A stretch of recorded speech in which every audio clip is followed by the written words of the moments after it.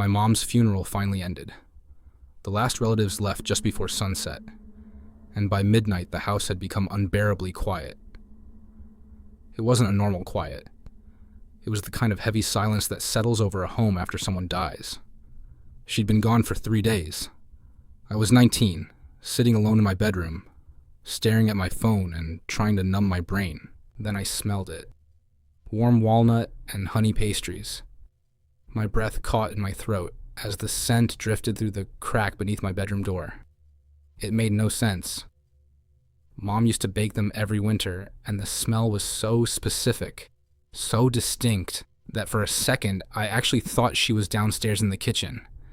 The scent grew stronger until I could almost hear the walnuts crackling in the pan and her faint humming. My eyes filled with tears, and before I knew it, I was opening my door and stepping out into the dark hallway. That's when I saw my dad putting on his heavy coat. He's an ER doctor, and the hospital had just called him in for an emergency. He looked absolutely exhausted, dead on his feet. For a second, I wanted to beg him to stay, but instead, he just kissed the top of my head and whispered, "Keep an eye on your brother." Then, he left. A few moments later, his car pulled out of the driveway and disappeared into the night, leaving the house feeling even emptier. I walked to my twin brother's room and pushed the door open. He was fast asleep, his phone resting on the nightstand, playing one of those rain and forest tracks he always used to drown out the silence. I quietly closed the door. Then I froze. My parents' bedroom door was cracked open just a few inches. In the dark, I thought I saw someone standing there perfectly still, watching me. I couldn't see a face or a body, and I couldn't even tell if it was a man or a woman. But someone was in there. I knew it. My throat went completely dry. I reached for the hallway switch and flicked it, flooding the space with light. Nothing.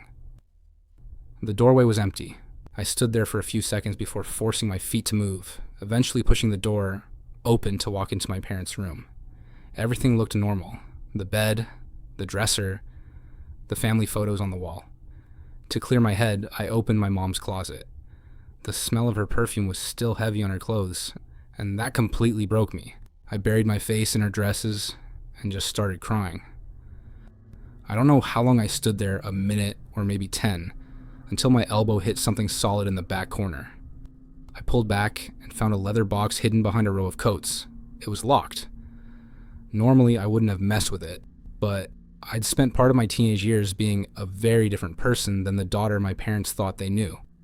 I grabbed a metal hairpin from my hair, and 3 minutes later, the lock clicked open. The moment I lifted the lid, a chill hit the room.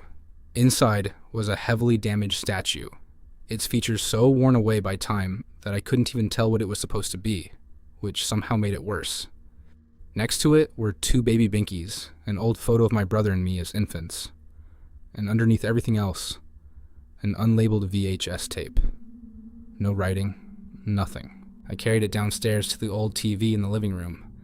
The tape hissed as I pushed it in, and static filled the screen before the image flickered on. It was my mom holding the camera, walking through our house at night, quietly humming to herself. She sounded happy and normal. The camera moved down the hallway until she reached her bedroom and pushed the door open. My dad was fast asleep. Mom walked up to him, gently kissed his forehead, and whispered, "Sleep well, my dear husband."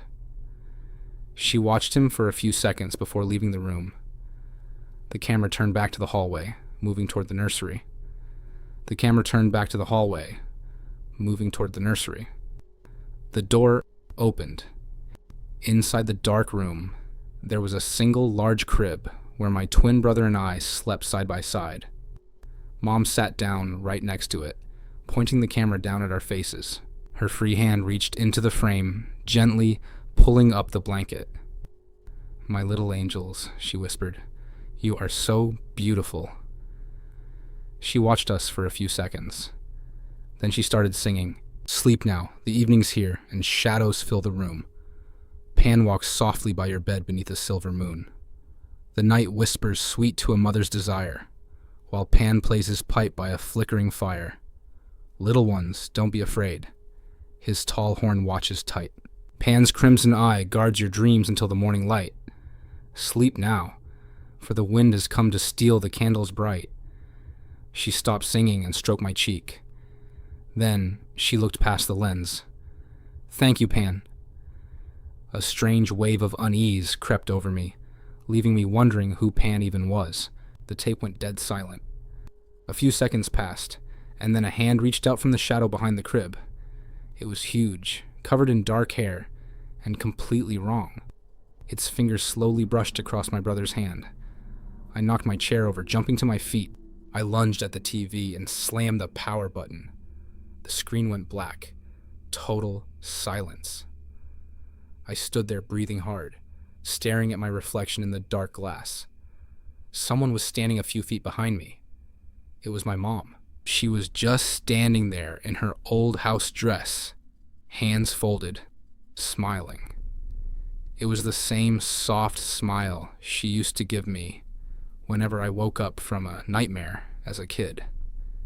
Then her smile stretched wider, and for the first time in my life, I wished I hadn't seen her.